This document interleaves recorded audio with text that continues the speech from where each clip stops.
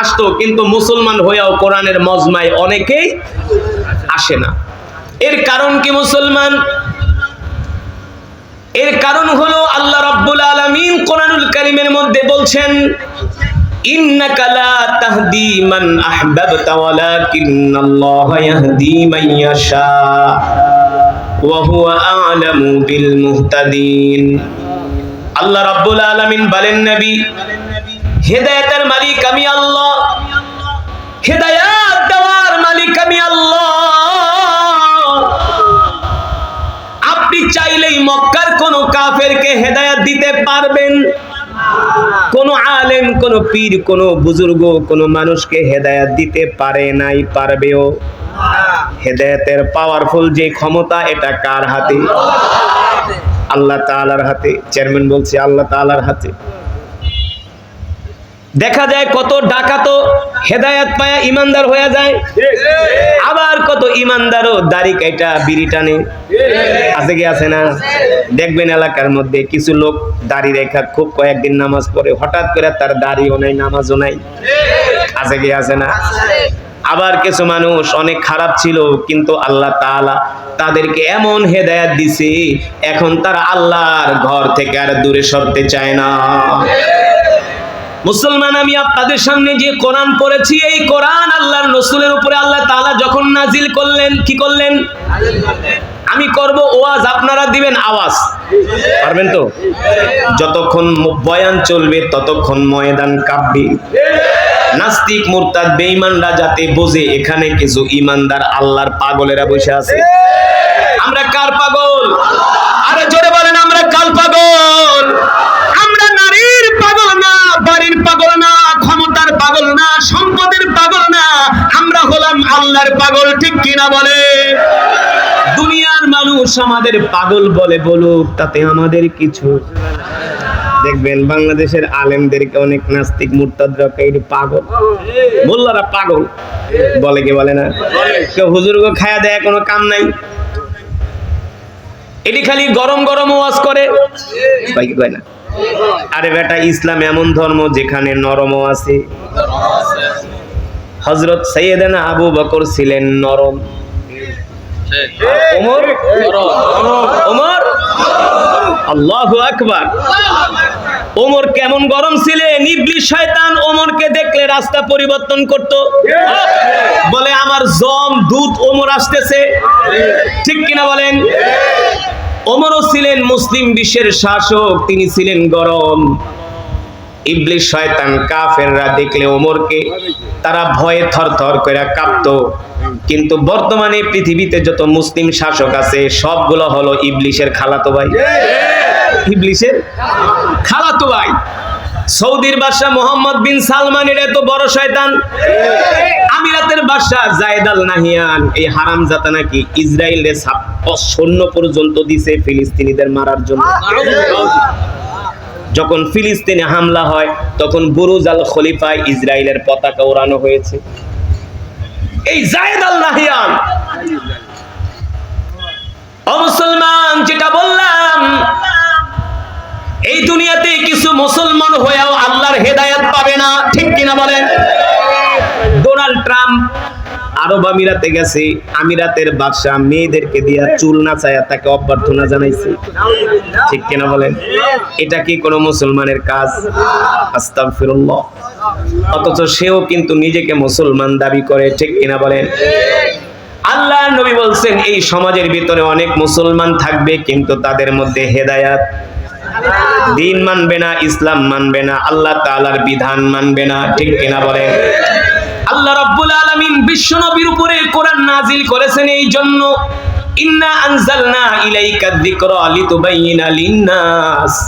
নবী হে আমার, আমি আল্লাহ আপনার উপর যে কোরআন নাজিল করেছি, এই কোরআন দিয়ে আপনি মক্কার মানুষদেরকে দাওয়াত দেন, মক্কার মানুষদেরকে দাওয়াত দেন। আল্লাহ নবী এই কোরআন দিয়ে আবু জেহেলকে দাওয়াত দেয়, আবু লাহাবকে দাওয়াত দেয়, উতবাকে দাওয়াত দেয়, শাইবাকে দাওয়াত দেয়, আবু সুফিয়ানকে দাওয়াত দেয়। কিন্তু মক্কার কাফেররা কোরআনের দাওয়াত, কালেমার দাওয়াত গ্রহণ করে না। উল্টা আমার নবীকে মক্কার কাফেররা মিথ্যাবাদী, জাদুকর বলে গালি দেয়। ঠিক কিনা বলেন? আমার নবী এত সুন্দর কোরআন পড়ে আর মক্কার কাফেররা বলে মোহাম্মদ বানায় বানায় কবিতা বলে। আল্লাহ তাআলা বলেন না না না, ওয়ামা হুয়া বিকাউলি শাইরিন কলিলাম মা তুমিনুন। ঠিক কিনা বলে? আল্লাহ রাব্বুল আলামিন আমার নবীর উপরে যে কোরআন নাজিল করছে, এই কোরআন হলো আল্লাহর জবানের কালাম। এই কোরআন কোন কবির কাব্য হতে পারে না। এই কোরআন কোন কবির কাব্য হতে পারে না। মক্কার বড় বড় কাফেরদের কাছে জিজ্ঞেস করা হয়েছে, তোমরাও তো কবি, আমরা তো মুহাম্মদকেও কবি মনে করি। তারা বলে না না না, মুহাম্মদ যেটা তেলাওয়াত করে এটা কোন কবির কাব্য হতে পারে না, কারণ কোন কবির কাব্যের ভাষা এত সুন্দর ছন্দময় হতে পারে না। আল্লাহ রাব্বুল আলামিন এই কোরআন দিয়ে আল্লাহ রাসূলকে মক্কায় পাঠালেন। মক্কার কাফেররা আল্লাহর নবীকে গণক বলে গালি দেয়, জাদুকর বলে গালি দেয়। আল্লাহ তাআলা কোরআনুল কারীমের মধ্যে বলেন, মা আনতা বিনিআমাতি রাব্বিকা বিকাহিনি ওয়ালা মাজনুন। নবী হে আমার, আপনি পাগল না, গণক নন, জাদুকর নন। মক্কার কাফেররা আপনাকে গণক বলে, জাদুকর বলে, কবি বলে, কিন্তু আমি আল্লাহ বলতেছি আপনি হলেন নবী। আপনি হলেন। কিন্তু আল্লাহর নবী এই কোরআন দিয়া দাওয়াত দেয়, মক্কার কাফেররা দাওয়াত গ্রহণ করেই না।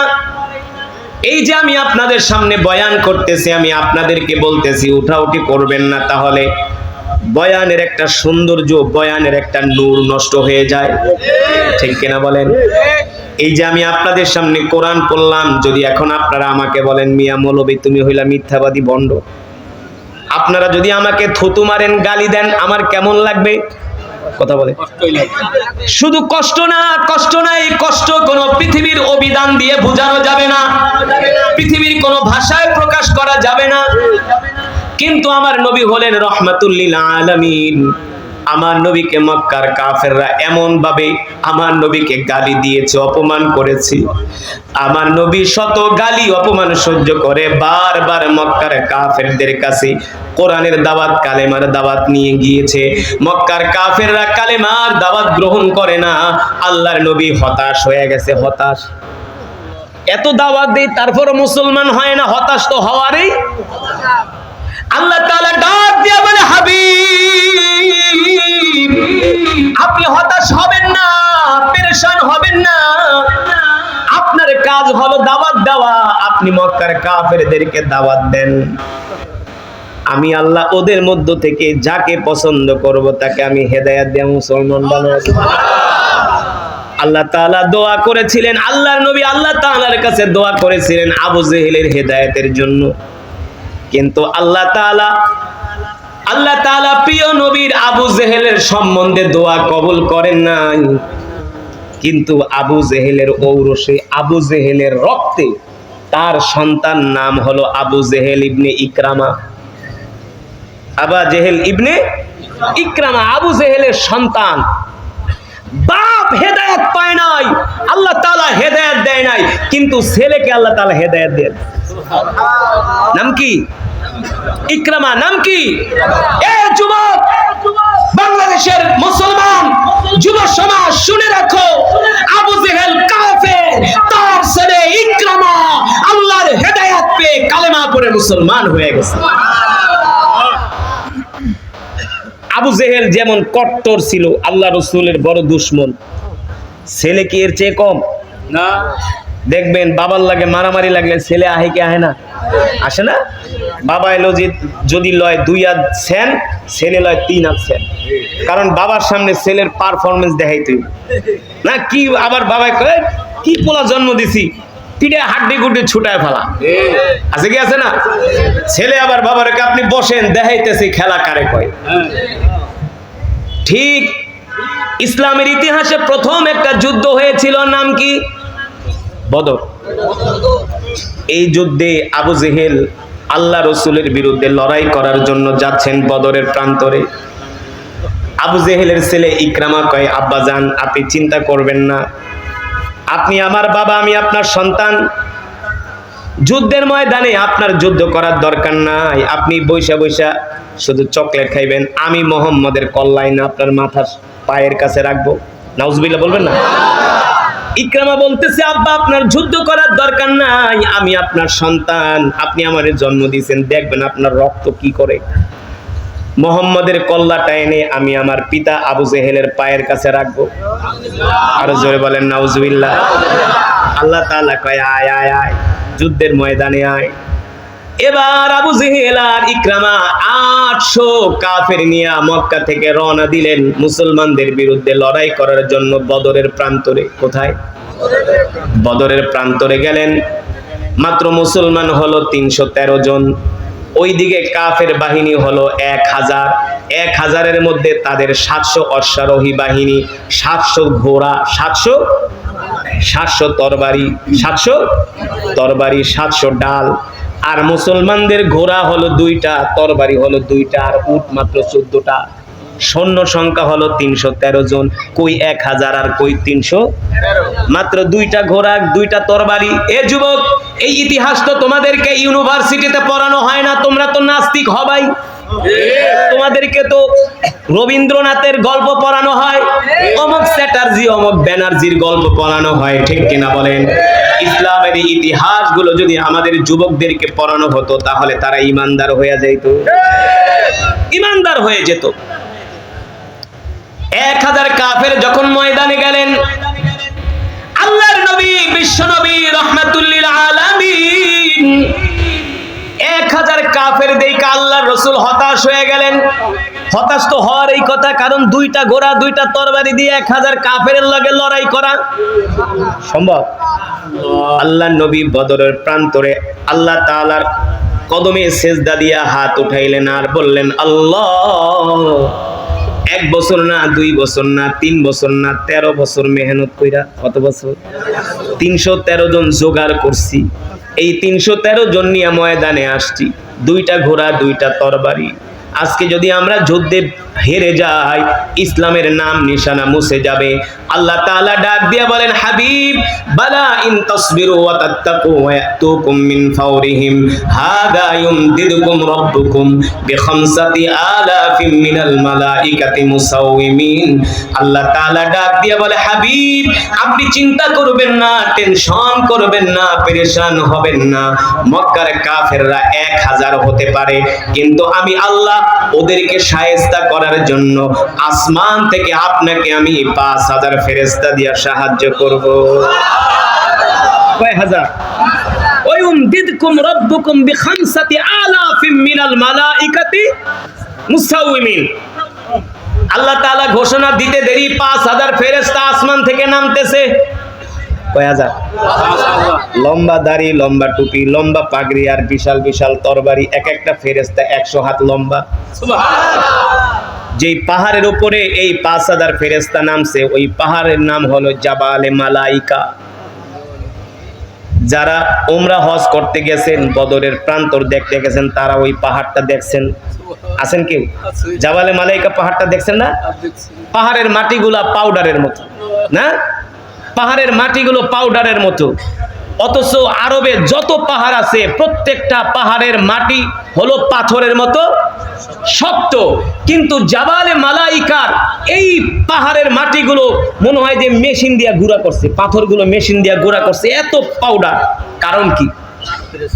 কারণ হলো একসাথে যখন 5000 ফেরেশতা ওই পাথরের পাহাড়ে নামছে, ফেরেশতাদের পায়ের আঘাতে পাথরগুলো চূর্ণ বিচূর্ণ হয়ে গেছে। চূর্ণ বিচূর্ণ হইয়া ধাউ ধাউ করে ধোঁয়া উঠতে শুরু করছে, ধোঁয়া। আর মক্কার কাফেররা যখন দেখছে যে 5000 ফেরেশতা নামতে আছে, এগুলা তো ওই কাফের হারামজাদা আবু জেহেল দেখে না, দেখছে শয়তান। কে? শয়তান। তো দেখা একেবারে লুঙ্গি মুঙ্গে উড়ে দৌড়। আবু জেহেল কয়, কই যাস তুই? নামগো নিয়ে আসলি যুদ্ধ করার লেগে? বাইরে যা দেখছি 5000 নামছে, একটারেও ছাড়বো না। আবু জেহেলরা বিশ্বাস করে না, কই তুই কি দেখছস? কই আমি দেখছি। আসলে তো শয়তান, মানুষ তো দেখে না। শয়তান তো ভাগছে নিজের জান নিয়া। এখন তো আবু জেহেল পড়ছে বিপদে। আবু জেহেলের ছেলে ইকরামাকে আজকে ফাটা এলাম, আমরা 1000 মুসলমান 313 জন। আল্লাহ কয়, আয় যুদ্ধ কি আর মুসলমানরা করছেনি? যুদ্ধ তো করছে ফেরেশতারা। মুসলমানরা ছিল সামনে, ঠিক কিনা বলেন? তারা ছিল স্যাম্পল, কিন্তু মূল তো যুদ্ধ করছে ফেরেশতারা। আবু জেহেল আর বাহিনীর নাস্তা টাস্তা খাইস না, আধা ঘন্টা দেরি করে, একবারে যুদ্ধে বিজয় অর্জন করে আমরা নাস্তা খাবো, আল্লাহকে খাওয়াই আয়। এই যুদ্ধেই আবু জেহেলের জীবন শেষ। যখন হামলা করতে গেছে মুসলমানদের উপরে, আল্লাহ রাসূল কয়, সাহাবীরা আর দেরি করবা না, ওদের উপরে ঝড়ের গতিতে আক্রমণ শুরু করো। সুবহানাল্লাহ। একসাথে 5000 ফেরেশতা 313 জন যখন হামলা করছে, মক্কার 1000 কাফের আর কিছু চোখে মুখে না দেখা যে যেমনে পারছে ঘোড়া, ডাল, রসদ পত্র, খাবার দাবার সব পালায়া মক্কার দিকে দৌড় শুরু করছে। আর তো আবু জেহেলারে দুইজন ছোট ছোট সাহাবী মাআজ আর মুআজ দুইজনে যায়া আবু জেহেলারে এক কোপ মারছে, এক কোপে আবু জেহেল শেষ, ফাইনাল। এখন আবু সুফিয়ান বলে, আমগো তো ইবলিস শয়তান ঠিকই বলছিল যে যাইস না, মরবি। তা আবু জেহেলে তো মরছে, বড় নেতা মরে গেছে, আবু সুফিয়ানকে আমি মরতে রাজি না। সে তরবারি মরবারি ফালায় মক্কার দিকে দৌড়। আবু জেহেলের ছেলে ইকরামা দাঁড়ায় দাঁড়ায়, আব্বা জানলে না বলছিলাম যে আমি মোহাম্মদের কল্লা তার পায়ের কাছে আইনা রাখবো, বাপেই তো শেষ, তার মানে আমারও একটু পর খেলা ফাইনাল, আমিও ভাগি। আবু জেহেলের ছেলে ইকরামাও কি মক্কার দিকে ভাগছে। বদরের মার খেয়ে মক্কার কাফেররা এমন লাঞ্ছিত হয়েছে যে 313 জনের কাছে হাইরা গেছে। পরে তারা মক্কায় চলে গেছে। মক্কায় যায়া আবু সুফিয়ান কয়, এই মক্কার যুবকরা চিন্তা করিস না, অভিযান আরেকটা চালাবো, তবে এই অভিযানের নেতৃত্বে থাকবো আমি আবু সুফিয়ান। আবু সুফিয়ান আবার 2 বছর পরে 3000 কাফের রেডি করছে মদিনায় আক্রমণ করার জন্য। কয় হাজার? জোরে বলেন, কয় হাজার? আবার 3000 সৈন্য রেডি করে আবু সুফিয়ান আবার মদিনা আক্রমণ করার জন্য আসলেন। আল্লাহর নবী এই যুদ্ধে 800 মুসলমান নিয়ে উহুদের ময়দানে গেলেন। আবু জেহেলের ছেলে ইকরামা বলে, আমি বদর যুদ্ধে আমি আমার বাবার হত্যার প্রতিশোধ। ছেলে বলে, এবার আমি সুযোগ পাইছি, আমি আমার বাবার হত্যার প্রতিশোধ নিব। ইকরামা বলে, আমার বাবাকে মুহাম্মদ হত্যা করছে, আমি মুহাম্মাদের কল্লা দেহ থেকে বিচ্ছিন্ন করে দিব। বলেন নাউজুবিল্লাহ। এই শপথ নিয়া ইকরামা ইবনে আবু জেহেল আবু সুফিয়ানের নেতৃত্বে 3000 কাফের আবার গেছে মদিনা আক্রমণ করার জন্য। আল্লাহর নবী 800 সাহাবী নিয়ে উহুদের ময়দানে আসলেন। আর সাহাবীদেরকে বললেন, সাহাবীরা তোমরা এখানে পাহারা দিবা, তুমি এখানে পাহারা দিবা। আল্লাহর নবী দলে দলে তাদেরকে বিভক্ত কইরা পাহারার দায়িত্বে নিযুক্ত করলেন। আর বললেন, শোনো, যুদ্ধের জয় পরাজয় যা হোক না কেন, আমি নির্দেশ না দেওয়া পর্যন্ত তোমরা পাহারাদারি ছাড়বা। আল্লাহ রাসূল সাহাবীদেরকে পাহারা দেওয়ার জন্য নিযুক্ত করলেন। ওইদিকে আবু জেহেলের ছেলে ইকরামা শপথ নিলেন, আমি বদরে প্রতিশোধ নিতে পারি নাই, আমি উহুদে প্রতিশোধ নিব। এবার মক্কার 3000 কাফের আবার তারা মুসলমানদের উপর আক্রমণ শুরু করলেন। আল্লাহ রাসূল নির্দেশ দিলেন, সাহাবীরা মক্কার 3000 কাফেরদের বিরুদ্ধে দুর্বার গতিতে, ঝড়ের গতিতে আক্রমণ করো। 3000 কাফেরের বিরুদ্ধে মাত্র 800 মুসলমান যখন আক্রমণ শুরু করলেন, এক আক্রমণে মক্কার কাফেররা যুদ্ধের ময়দানে তারা বিচ্ছিন্ন হয়ে গেল। আল্লাহু আকবার। ইকরামা কয়, বদরও মাইর খাইলাম, উহুদেও তো অবস্থা খারাপ। আইছিলাম পিতা হত্যার প্রতিশোধ তো নিবে দূরের কথা, এখন তো আমার জানই বাঁচে না। আবার আবু জেহেলের ছেলে ইকরামা আবার মক্কার দিকে পলায়ন শুরু করলো। তারা উহুদ থেকে প্রায় 50 কিলোমিটার দূরে যায় তারা তাবু গাড়লো। সকালবেলা চলে গেছে, গোয়েন্দা পাঠাইছে, যায় দেখো মুহাম্মদের বাহিনী কি করে। সকাল থেকে সন্ধ্যা হয়ে যায়, দেখে তারা আসে না। মুসলমানরা মনে করছে মক্কার কাফেররা মাইর খায়া চলে গেছে। এইদিকে মুসলমানরা গনিমতের মাল সংগ্রহ করা শুরু করছে। যখন মুসলমানরা গনিমতের মাল সংগ্রহ করেন, আবু সুফিয়ান গোয়েন্দা পাঠাইছে, গোয়েন্দা এসে রিপোর্ট দিল, তোমরা যদি এখন আকস্মিক আচমকা হামলা করো তাহলে মুসলমানদেরকে বিপর্যস্ত করা সম্ভব, কারণ তারা গনিমতের মাল নিয়ে ব্যস্ত। এইদিকে খালিদ ইবনুল ওয়ালিদ রাদিয়াল্লাহু তাআলা আনহু এখনো কালেমা পড়া মুসলমান, সে এখনো কাফের। কিন্তু খালিদ ইবনুল ওয়ালিদ এমন একজন সাহাবী যিনি জীবনে কোনোদিন কোন যুদ্ধে সে হারে নাই, কোন যুদ্ধে না। খালিদ ইবনুল ওয়ালিদ আর ইকরামা আবু জেহেলের ছেলে দুইজন বলে, দোস্ত আসো আমরা 2000 সৈন্য নিয়ে মুহাম্মাদের বাহিনীর উপরে আক্রমণ করি। ঠিকই তারা জাবালে রোমা, একটা পাহাড় আছে, এই রোমা পাহাড়ের পিছন দিক থেকে 2000 সৈন্য নিয়ে এমন দুর্বার গতিতে আক্রমণ করলো, এক আক্রমণে মুসলমান ছিন্ন বিচ্ছিন্ন হয়ে গেছে। এমন আক্রমণ শুরু করছে, মুসলমানদের আর খুঁজে পাওয়া যায় না, সাহাবীদেরকে খুঁজে পাওয়া যায় না। তারা আয়েশা আল্লাহ রাসূলকে কাফেররা ঘেরাও করে ফেলেছে, কেউ তীর মারে, কেউ তরবারি মারে, তরবারি দিয়ে আঘাত করে। এই অবস্থা দেখলেন হযরত আবু তালহা রাদিয়াল্লাহু তাআলা আনহু। তিনি দেখলেন এখন যদি আল্লাহ রাসূলের সামনে আমি ডাল হইয়া না দাঁড়াই, আল্লাহ রাসূলকে কাফেররা শেষ করে দিবে, হত্যা করে ফেলবে, আল্লাহ রাসূল শহীদ হয়ে যাবে। সাহাবী আবু তালহা রাদিয়াল্লাহু তাআলা আনহু আল্লাহর নবীর সামনে ডাল হইয়া দাঁড়ায় গেলেন আর বললেন, নবী হে আমার, আমি আপনার সামনে ডাল হইয়া দাঁড়ায় আছি, মক্কার কাফেরদের যত তীরের আঘাত, তরবারির আঘাত আমার গায়ে লাগুক, কলিজার টুকরা নবীর গায়ে যেন একটা ফুলের টোকাও না লাগে। ফুলের টোকাও। সাহাবী আবু তালহা রাদিয়াল্লাহু তাআলা আনহু যুদ্ধের ময়দানে দাঁড়ায়া আবু জেহেলের ছেলে ইকরামা আর আবু খালিদ ইবনুল ওয়ালিদকে বলতেছে, এ খালিদ, এ ইকরামা, যদি তোরা তোদের মায়ের দুধ খেয়ে থাকোস, আমার সাথে আসলে পারলে লড়াই কর, আমি তোদের সাথে লড়াই করব। এই কথা বলার উদ্দেশ্য ছিল, এই কথা বললে কাফেরদের মনোযোগ চলে যাবে আবু তালহার দিকে। কিছুক্ষণের জন্য মুসলমানরা যে বিপর্যস্ত হয়ে গেছে, মুসলমানরা এই সুযোগে আবার সংগঠিত হওয়ার সুযোগ পাবে। এই কারণে ওদেরকে ভাষণ দিয়া তার মনোযোগ আকর্ষণ করতেছে। কিন্তু কাফেররা তীর মারে, তরবারি মারে, একটা আঘাত আল্লাহর নবীর গায়ে লাগতে দেয় না। সব আঘাতগুলো আবু তালহা রাদিয়াল্লাহু তাআলা আনহু নিজের শরীরের ভিতরে তীরগুলো বিদ্ধ হয়। আল্লাহর নবী মাঝে মাঝে উকি দিয়া দেখে কাফেররা কতটা আক্রমণ করতেছে। আবু তালহা রাদিয়াল্লাহু তাআলা আনহু বলে, আল্লাহর নবী আপনি মাথা উঁচু করবেন না, আপনি মাথা নিচা করেন। কাফেরদের একটা তীর যদি কলিজার টুকরা নবীর গায়ে লাগে, আমরা এতিম হয়ে যাব, আমরা এতিম হয়ে যাব। আল্লাহর নবীকে আমরা হারাতে চাই না। আল্লাহু আকবার।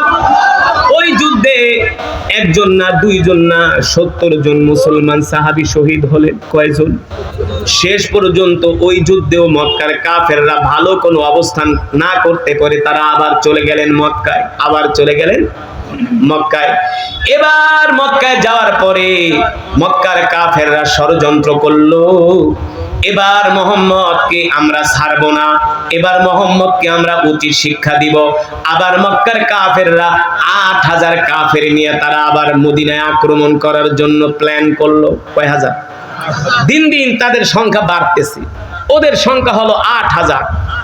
আল্লাহ রাসূল যখন জানতে পারলেন মক্কার কাফেররা আবার মদিনায় আক্রমণ করবে 8000 সৈন্য নিয়ে, সেই যুদ্ধটা ছিল খন্দকের যুদ্ধ। আল্লাহর নবী সাহাবীদেরকে নির্দেশ দিলেন, তোমরা মদিনার চতুর্পাশে তোমরা বড় বড় গর্ত করো, পরিখা খনন করো, যাতে মক্কার কাফেররা মদিনায় ঢুকতে না পারে। সাহাবীরা বড় বড় এক একটা গর্ত করলেন, এক একটা গর্ত ছিল 40 ফিট গভীর। কয় ফিট? ওই গর্ত দিয়া যদি মক্কার কাফেররা মদিনায় আক্রমণ করতে যায়, তাহলে তাদের ঘোড়াগুলো গর্তের ভিতরে পড়ে যাবে, আর তারা শহরে ঢুকতে পারবে না। আল্লাহর নবীর যুদ্ধ কৌশল কতটা চমৎকার ছিল, যেটাকে বলা হয় গেরিলা যুদ্ধ। কি যুদ্ধ? এই গেরিলা যুদ্ধের উদ্ভাবক হলেন বিশ্বনবী রহমাতুল্লিল। যেই গেরিলা যুদ্ধ করতেছে হামাস, ফিলিস্তিনের মাটির নিচে হাজার হাজার বাঙ্কা, বড় বড় গর্ত। ইসরায়েলি সৈন্যরা ট্যাঙ্ক নিয়ে যায়, কোনো হামাস নাই, তারা কি করে মাটির নিচ থেকে উঠা বাস পাখির মতো আক্রমণ করে আবার গর্তে ঢুকে যায়। আল্লাহ রাসূল এই কৌশল শিখায় গেছে। এই কৌশলের উপরে পৃথিবীতে আর কোনো বড় যুদ্ধের কৌশল হতে পারে না। আমেরিকা আজ পর্যন্ত আফগানিস্তানে টনে টনে হাজার হাজার টন বোমা ফেলছে, কিন্তু আফগানিস্তান দখল করতে পারে না। পারবে কিভাবে? উপরের থেকে বোমা ফেলা শহর ধ্বংস করতে পারবা, কিন্তু মাটির নিচে বাংকার বানায় যদি সৈন্য পালায় থাকে তাদেরকে মারতে পারবা? আল্লাহু আকবার। আল্লাহর নবী নির্দেশ দিলেন মদিনার চতুর্পাশে তোমরা গর্ত খনন করো। মদিনার চতুর্পাশে গর্ত খনন করলেন। মক্কার কাফেররা আয়েশা দেখে সুবিধা করা যায় না, মদিনায় ঢুকতে পারবে না, কিন্তু এক জায়গা দিয়ে দেখলেন গর্ত একটু ছোট, ওই গর্ত এক জায়গা দিয়ে একটু ত্রুটি বিচ্যুতি ছিল। খালিদ ইবনুল ওয়ালিদ ইকরামাকে ডাক দিয়া বলে, দোস্ত সুযোগ একটা পাইছি, এই সুযোগে আমরা এই গর্ত দিয়া আমাদের ঘোড়া লাভ দিয়া এই গর্ত অতিক্রম করতে পারবে, তার মানে আমরা মদিনা আক্রমণ করতে পারবো। তারা আবার 3000 কাফের নিয়ে মদিনায় ঢোকার জন্য যখন চেষ্টা করলেন, হযরত আলী রাদিয়াল্লাহু তাআলা আনহু দেখা ফেলাইছে। আলী রাদিয়াল্লাহু তাআলা আনহু 1000 সৈন্য নিয়ে তাদেরকে এমন ধাওয়া করছে, তারা আর মদিনায় ঢুকতে পারে নাই, তারা আবার চলে গেছে মক্কায়। সুবহানাল্লাহ। তিনবারই তারা যুদ্ধে মার খাইছে। কয়বার? আল্লাহ রাসূল কয় আর ওদের সুযোগ দেওয়া যাবে না, এবার আমি মক্কা দখল করব। এবার আমি 3বার ওরা আক্রমণ করছে মদিনায়, আমাদের সাথে হেরে গেছে, আর ওদেরকে সুযোগ দেওয়া যাবে না। এবার আল্লাহর নবী 10,000 সাহাবী নিয়ে মক্কা বিজয় করার জন্য রওনা করলেন। আল্লাহর নবীর খবর পায়া স্বয়ং আবু সুফিয়ানের মতো নেতা ঘরের ভিতরে দরজা লাগায় পালায় আছে। কয় মোহাম্মদে ধরতে পারলে আর নেস্তা রাখবে না, একবারে শেষ করে দিব, কল্লা ফালাই দিব। আবু সুফিয়ানের মতো বড় বড় লিডাররা ঘরের দরজা লাগায় পালায় আছে, কিন্তু আবু জেহেলের ছেলে ইকরামা কত বড় দুঃসাহস, কয় আমি ঘরে পালাবো না, আমি এই সুযোগে মোহাম্মদের উপর আক্রমণ করব। নাউজুবিল্লাহ। আবু জেহেলের ছেলে ইকরামা 300 মক্কার যুবক নিয়ে তিনি আল্লাহ রাসূলের উপরে আক্রমণ করার জন্য তিনি আসলেন। এইদিকে সাহাবীরা 1000 সাহাবী আবু জেহেলের ছেলে ইকরামাকে এমন ধাওয়া দিল, এক ধাওয়ার চোটে তার কয়েকশো সৈন্যকে হত্যা করলো। কয়েকশো সৈন্যকে হত্যা করলো। ইকরামা বলে না, আর কাজ হবে না, মোহাম্মদ মক্কা বিজয় করে ফেলাইছে। খবর হয়ে গেছে মোহাম্মদ মক্কা বিজয় করে ফেলাইছে। মক্কায় সাজ মক্কার বড় বড় লিডাররা কেউ গর্তে পালাইছে, কেউ ঘরে পালায় রয়েছে, কেউ বের হয় না। আবু জেহেলের ছেলে ইকরামা মনে মনে ভাবে, যে মোহাম্মদকে একদিন আমরা মক্কা থেকে বের করে দিছি, আজকে মোহাম্মদের ভয়ে আমি মক্কা থেকে বের হয়ে গেল। ক্ষমতার মালিক কি? জোরে বলেন কে? আল্লাহ রাসূলকে মক্কার কাফেররা মক্কা থেকে বের করে দিয়েছিল, সেই রাসূলের ভয়ে আজকে মক্কার কাফেররা মক্কা থেকে বের হয়ে যাচ্ছে। সময় পরিবর্তন হয় কি হয় না? হয় না? এবার আবু জেহেলের ছেলে ইকরামা বলে, না না না, আর মক্কায় বাপ দাদার ভিটায় থাকতে পারবো না, মোহাম্মদ মক্কা দখল করে ফেলাইছে, কি করা যায়? এবার আবু জেহেলের ছেলে ইকরামা নিজের জীবন নিয়ে এবার পালাতে শুরু করলেন। মক্কা থেকে ঘোড়া দৌড়ায়া জর্দানের একটা উপকূলীয় এলাকায় চলে গেলেন আল্লাহ রাসূলের হাত থেকে বাঁচার জন্য। বলে মোহাম্মদ ধরতে পারলে আমাকে একেবারে শেষ করে ফেলবে, ফাঁসির রশিতে ঝুলাবে, মোহাম্মদ আমাকে হত্যা করবে, কারণ আমি আর আমার বাবা দুইজন ছিলাম মোহাম্মদের চির শত্রু। কিন্তু আল্লাহ নবী বিশ্ব নবী মক্কায় ঢুকে বললেন, আজকে আমি সবাইকে সাধারণ ক্ষমা ঘোষণা করলাম।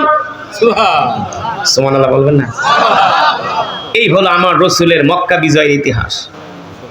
আর আমরা হইলে কি করতাম?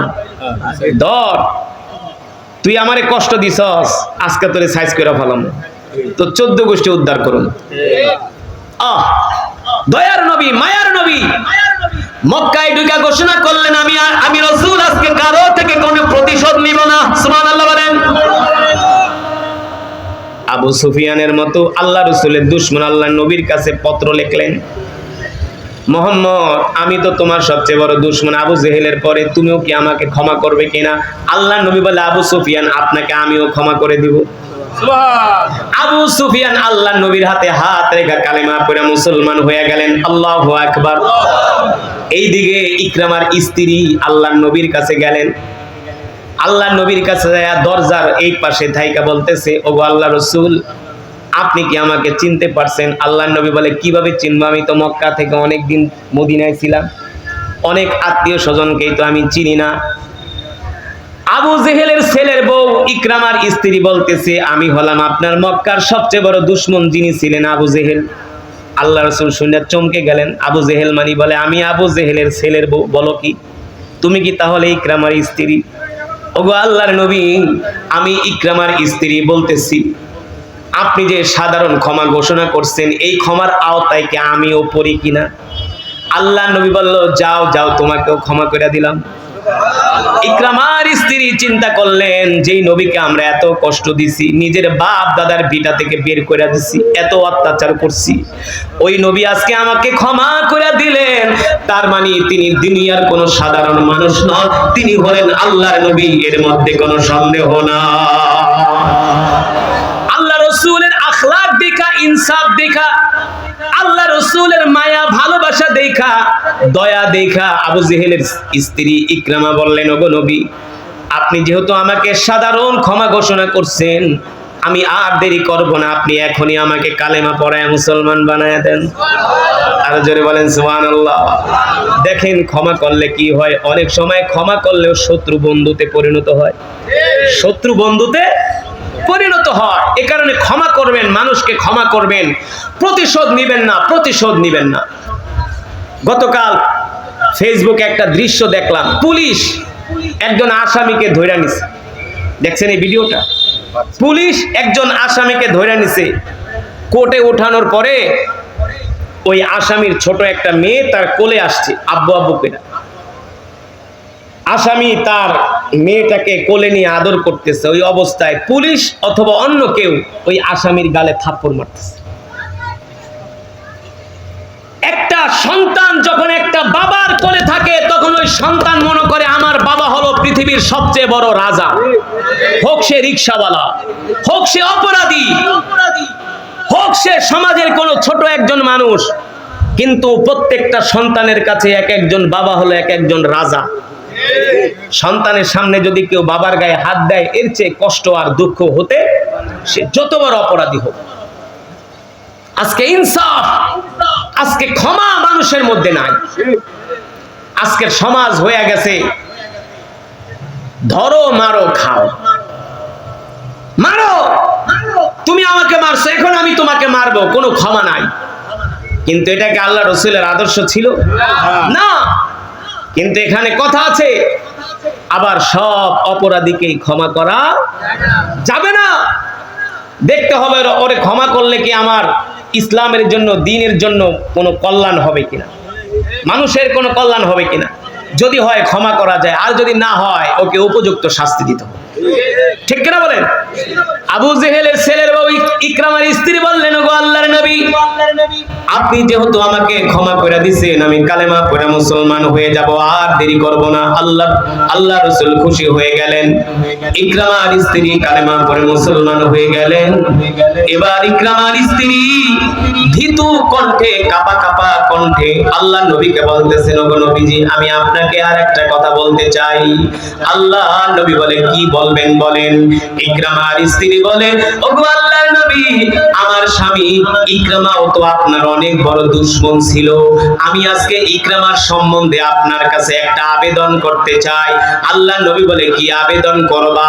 ওগো আল্লাহর নবী, আপনি কি আপনার বড় দুশমন ইকরামাকে কি ক্ষমা করবেন কিনা? ইকরামাকে ক্ষমা করবেন কিনা?